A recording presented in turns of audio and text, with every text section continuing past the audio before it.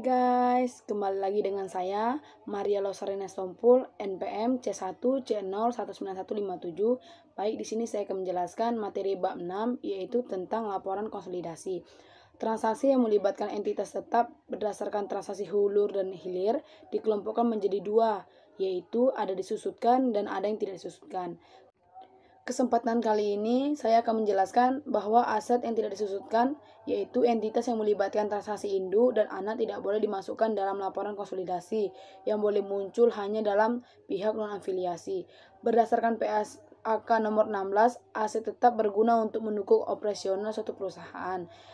Yang pertama yaitu dampak terhadap pencatatan entitas induk. Jurnal eliminasinya memiliki penghentian aset tetap terbagi menjadi tiga. Yang pertama karena dijual, yang kedua ditukar dengan pihak lain, ketiga dihentikan penggunaannya. Pencatatan atas aset yang dihapuskan terbagi menjadi dua, yaitu perusahaan anak sebagai perolehan aset tetap dan perusahaan induk sebagai disposal aset tetap. Untuk menentukan penjualan aset tetap, maka selisih harga jual dan nilai buku di tanggal penjualan aset tetap akan terbagi menjadi dua, yaitu yang pertama keuntungan ketika harga jual lebih tinggi dan yang kedua kerugian ketika nilai buku lebih tinggi.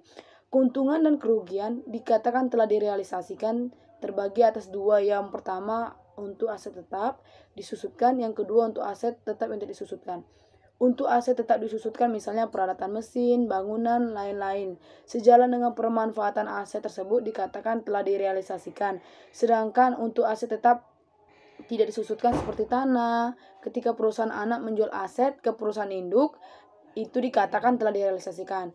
Pencatatan atas penangguhan keuntungan penjualan tanah, yakni pencatatan oleh perusahaan induk atau belum terrealisasi, maka jurnalnya debit sebagai bagian laba dan kredit sebagai investasi.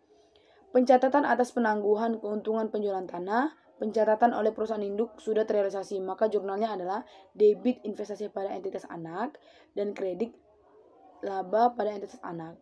Keuntungan transaksi hulu yang belum terrealisasikan dicatat induk secara penuh.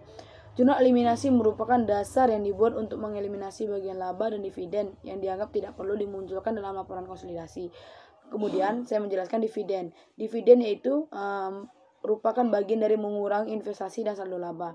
Selanjutnya, pencatatan, penyesuaian, dan jurnal eliminasi disiapkan untuk penyusunan laporan konsolidasi agar nilai yang tercatat sesuai dengan harga perolehan. Selanjutnya, keuntungan transaksi hilir yang belum terrealisasikan dicatat induk sebesar porsi dan presentasi kepemilikan tersebut.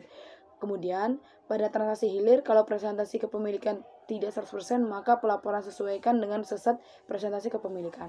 Baik, itu saja materi bab 6. Saya ucapkan terima kasih.